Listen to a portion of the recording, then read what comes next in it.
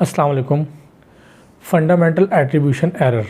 Fundamental means बुनियादी, attribution जो आप किसी चीज़ को मंसूब करते हैं किसी की तरफ, एरर गलती, यानी कि बुनियादी गलती जो हम किसी भी इंसान को डिफ़ाइन करने में या किसी भी चीज़ को डिफ़ाइन करने में करते हैं। ये ऐसी बायसनेस है जिसमें हम बुनियादी तौर पर ऐसी गलतियां कर गुज़रते हैं जिसकी वजह से उसकी डेफिनेशन, उसकी तारीफ़ ठीक नहीं होती। बहुत हद तक बदगुमानी भी इसी एरर की वजह से पैदा होती है। बदगुमानी क्यों हमें कहा गया? हमारे नबी सल्लल्लाहु अलैहि वसल्लम ने फरमाया, मफ़हूम है कि आप हुस्न ज़न पर जाएं और बदगुमानी से बचें। तो इंसान का जो बिहेवियर होता है ना, वो बहुत सारे मल्टीपल फैक्टर्स की वजह से शेप हो रहा होता है। यानी कि किसी भी इंसान का जो रवैया होता है, किसी भी सिचुएशन में जो वो अपना रवैया, अपना रद्द अमल आपको ज़ाहिर करता है या शो करता है ना, तो उसके पीछे बहुत सारी चीज़ें देखनी होती हैं। आज का जो क्लिप है इसके बीच में इसी बारे में बात होगी कि हम जब भी कोई बंदा गुस्सा कर रहा हो तो उसका जवाब पैरेलल गुस्से में देने से पहले थोड़ा सा हमारे जहन में ये बात आ जाए कि यार इस बंदे के इतने ज़्यादा गुस्से में आने की क्या वजूहात हो सकती हैं। डेफिनेटली जब अवेयरनेस नहीं होती तो प्रॉब्लम को एक फेस से देखा जा रहा होता है, जबकि उसके और भी कई फेसेस होते हैं। तो बाज़ वक़्त ऐसा होता है कि इंसान गुस्से का इजहार कर रहा होता है, उसके पीछे उसके फाइनेंशियल क्राइसिस होते हैं, उसके पास जॉब ना होना हो सकता है, उसके पास उसका और उसकी अपनी फैमिली के साथ कोई कॉन्फ्लिक्ट हो सकता है, और भी बहुत सारी इस तरह की चीज़ें हैं जो सामने आ जाती हैं। तो बजाय इसके कि हम लोग फ़ौरन ही काउंटर अटैक रिएक्टिव होकर करें, थोड़ा सा पॉज ले लेने में हमें जो हेल्प है ना वो मिल जाए।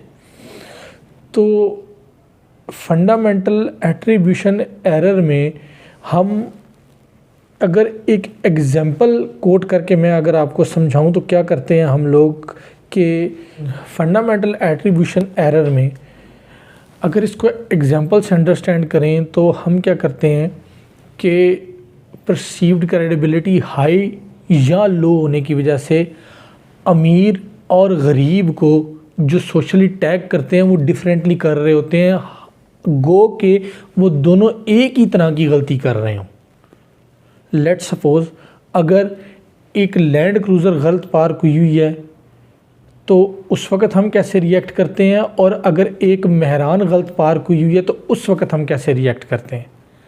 तो ये वो हमारे माइंड के बायसेस हैं जो हम सोशली परफॉर्म कर रहे होते हैं ये चीज़ें। लेकिन जब हमें नाम मिल जाता है ना किसी चीज़ को देने के लिए कि अच्छा यार ये गलती मैं कर रहा हूँ, इसका मतलब ये है और ये इसकी क्योर है, तो यहाँ ये चीज़ बहुत ज़्यादा देखने की है कि हम किसी भी इंसान के बिहेवियर को जो एक्सप्लेन करने से पहले, इंटरप्रेट करने से पहले ये देख लें कि पीछे बैकग्राउंड क्या था। अगर आप किसी इंसान के बिहेवियर के फैक्टर्स को देखना चाहें तो सबसे पहला जो जेनेटिक मटेरियल बच्चे के अंदर माँ बाप की तरफ से ट्रांसफ़र होता है, वो एक चीज़ जो है ना वो एक ऐसा एसेट है जो कि बहुत बड़ा एज अ गिफ्ट बच्चे के अंदर ट्रांसफ़र होता है। सबसे पहली बात तो ये आ गई। उसके बाद वो किस माहौल में रहा, इर्द गिर्द का कल्चर क्या था, उसकी जो माँ बाप थे वो किस क्लास से उनका ताल्लुक़ था, ये कल्चर इवन यहाँ तक कि जो इंसान के बिहेवियर पे जो क्लाइमेट होता है ना वो भी असरअंदाज कर रहा होता है। यानी कि हर वक्त गर्मी के इलाके में रहने वाले लोग, उनका बिहेवियर और होगा, बहुत ज़्यादा सर्दी के इलाके में रहने वाले, वो क्लाइमेट जो होता है वो आपके बिहेवियर को इन्फ्लुएंस कर रहा होता है। अब देखें इतने मल्टीपल फैक्टर्स होते हैं, तो हम कैसे किसी भी इंसान की एक चीज़ को देख के उसकी पूरी पर्सनालिटी को जो है वो डिफ़ाइन कर सकते हैं। तो हमें जब भी देखें हम किसी वजह से गुस्से में आ रहे हैं या कोई दूसरा भी गुस्से में आ रहा है तो थोड़ा सा ज़रा पॉज ले लिया जाए। इससे ये होता है कि सिचुएशन आपको कंट्रोल करने में आसान हो जाती है।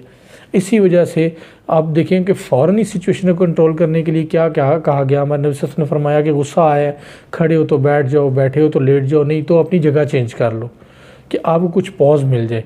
और अगर उसी सिचुएशन में रहते हुए पॉज ले लें तो ये एक बहुत बड़ी फ़ायदेमंद चीज़ होती है।